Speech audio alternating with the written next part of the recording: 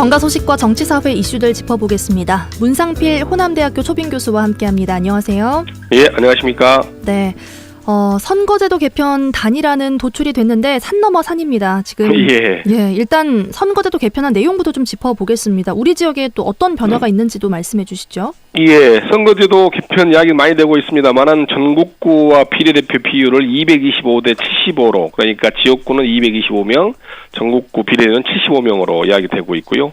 또 비례대표의 연동형 비율을 50%로 하고 있고, 당 자율에 의해서 석패율제로 두게 되어 있고, 권역별 비례대표제를 6권역으로 나눠서 권역마다 2명 이내에 되도록 이야기를 하고 있습니다. 그런데 여기에서 225석은 지금 현재 2019년도 1월 31일 기준으로 했을 때 총 인구수가 5,182만 6천여 명 정도 됩니다. 그걸 225석으로 나누면 하한 인구수가 15만 3,560명이고요. 상한 인구수가 30만 7,120명입니다. 이렇게 됐을 경우에 전국적으로 보면 28개 정도의 지역구 지역에 이게 통폐합이 돼야 되는데 수도권이 10석입니다. 호남권이 7석, 영남권이 8석인데 수도권은 서울, 경기, 인천 합해서 10석이고요. 영남권은 경남, 대구, 경북, 울산, 경남, 울산, 부산 합해가지고 8석입니다. 호남권은 7석이 줄어드는데 전남북과 광주가 들어오기 때문에 비율로 보면 통폐합 비율이 가장 많은 비율을 차지하는 것이 아마 이번 호남 지역이 아닌가 생각이 듭니다. 그러니까 호남 지역은 광주, 전남 18석 중에서 4석이 줄어드니까 14석이 되는 것이고요. 전라북도는 10석 중에서 7석이 줄어드니까 3석이 줄어드니까 7석이 되는 겁니다. 즉 호남권 전체로 보면 28석 중에서 7석이 줄어드니까 21석으로 줄어드는 것이죠. 이렇게 되다 보면 많은 시군, 군 이런 경우가 최소에는 4개, 5개 됐던 것이 잘못하면 10개씩 될 수 있는 이런 구조가 돼 있다 이렇게 말씀드리겠습니다. 그러면 좀 광주, 전남의 경우에는 정치력이 약화되지 않을까 이런 우려도 나오지 않습니까? 그렇습니다. 이제 그런 대표성이나 여러 가지 예산 확보 문제나 정책적인 문제에 있어서 굉장히 큰 문제가 발생할 수 있는 것이죠. 그리고 농촌 지역이 급격히 줄어든 문제가 되기 때문에 농촌의 대표성이나 여러 가지 문제가 발생할 수 있습니다. 일단 지금 상황은 그렇고요. 민주평화당의 경우는 이제 최종 의결했고요. 바른미래당은 내부 반발이 좀 심한 걸로 알고 있는데 각 당별 분위기가 어떻습니까? 오늘 민주평화당은 방금 말씀드린 선거 제안과 패스트트랙 법을 만장일치로 통과시켰습니다. 대신 패스트트랙 3법인 선거제와 공수처법, 검경수사권 조정에 대한 법률안은 동의를 하였고 거기에 하나 더 추가해서 5.18 특별법 개정안을 포함시켜달라는 요구로 만장일치가 통과되었습니다. 바른미래당은 이 의견을 받냐 마냐에 대한 논란으로 당론을 모으는 과정에 의총의 3분의 2 이상이 되냐 안 되냐에 대한 상당히 논란이 진행되고 있는데요. 기본적으로 바른미래당은 패스트트랙에 대한 통과에 대한 반대 의원들의 입장이 민주당에 대한 기본적인 불신이 좀 있습니다. 그리고 공수처법과 검경수사권을 연계해서 통과시키는 것 자체를 반대하고 있습니다. 그런데 이 상황에서 당 지도부는 이 선거제 개편을 강한 의지를 가지고 통과시키는 의지가 좀 있는데요. 몇몇 한 8명 정도 의원은 반대가 심하기 때문에 여전히 분열 가능성은 많이 남아있는 것 같습니다. 지금 패스트트랙까지 가기가 참 진통이 계속 이어질 걸로 보이는데요.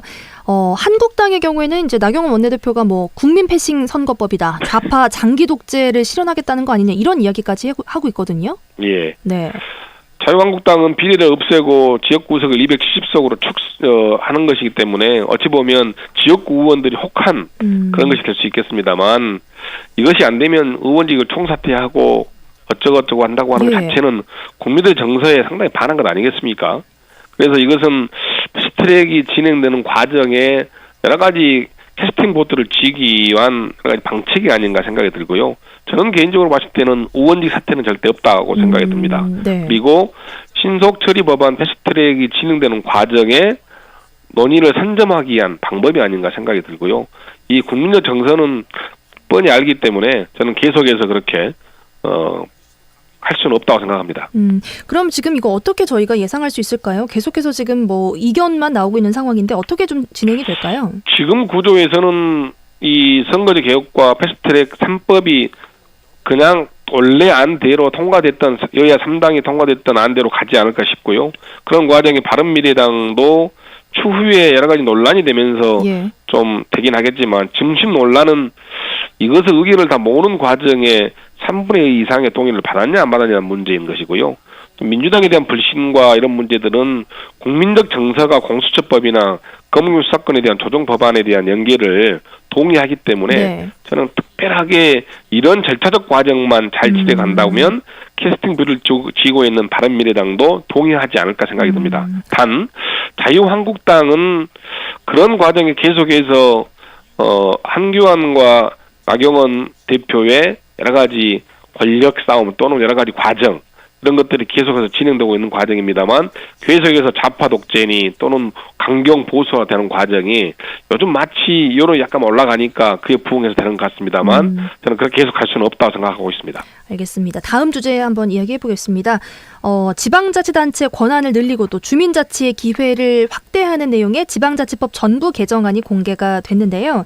이게 1995년 민선지방자치 시행 이후에 최대 규모로 지금 바뀌는 거라고 하는데 예. 이번에 이 발표된 내용에서 가장 주목할 만한 내용이 어떤 부분인가요?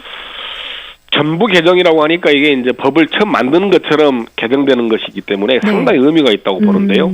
이 개정 방향은 지역 민주주의를 어떻게 구현할 것인지 그리고 자치단체의 자율성을 어떻게 확대하고 이에 상응하는 투명성과 책임성을 어떻게 확보할 것인지 그리고 지방과 중앙의 관계를 어떻게 협력적 동반자 관계로 전환할 것인가에 대한 것이 중요하다고 보는데요.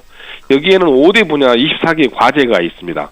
좀 더 자세히 들여다보면 기존에는 주민조례를 발안할 때 단체장이만 했던 것을 의회에도 할 수 있도록 했고 예.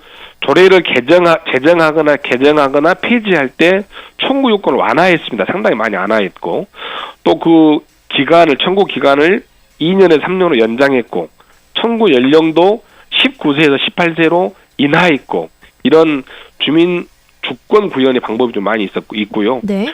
또한 국가와 지방의 사무를 어떻게 배분할 것인지에 대한 고민들로 준수 의무를 부과해버렸습니다. 그리고 국가에서 법을 만들 때에는 반드시 자치분권에 어떤 영향을 미치느냐 이것을 법으로 평가할 수 있는 의무화를 시켜버렸고요. 또한 지방 의견을 반드시 듣도록 했습니다.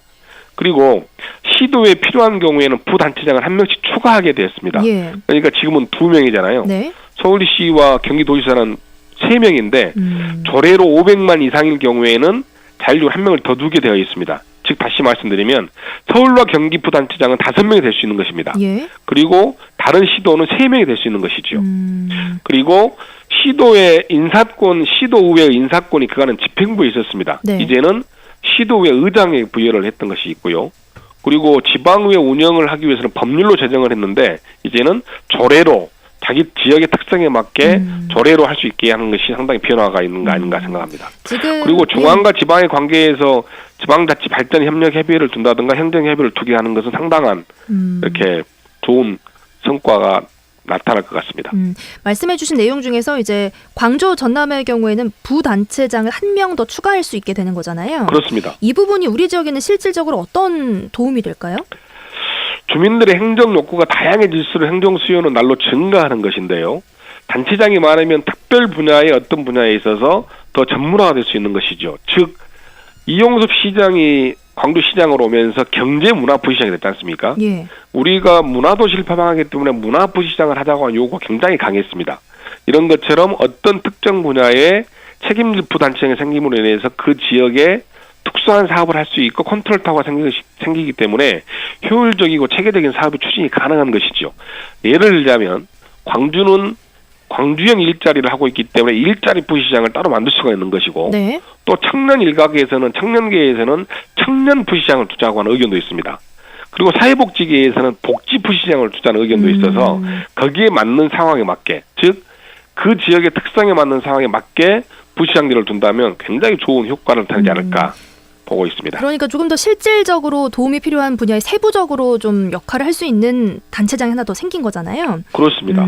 그리고요, 또 이제 실질적인 지방자치를 위해서는 자치재정권이나 입법권이 보장이 돼야 하는데 이번에 개정안엔 관련 내용은 없죠?